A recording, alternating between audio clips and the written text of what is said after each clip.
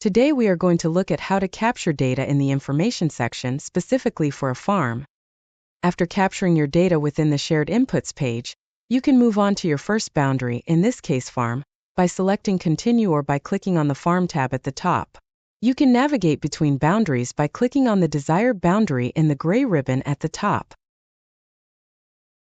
When you start to fill in information for each boundary, start at the top and work your way down.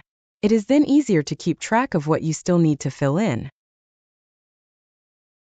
Click on the Select button. Here you will fill in the total tons produced per commodity for the year.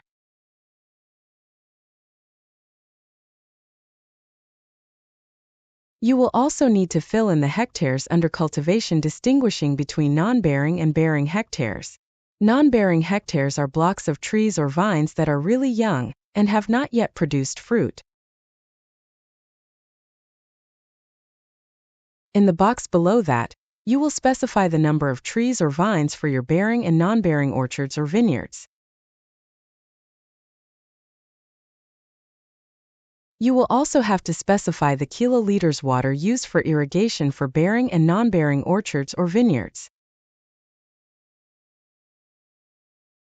At the bottom, you can fill in the annual rainfall in millimeters and click Save.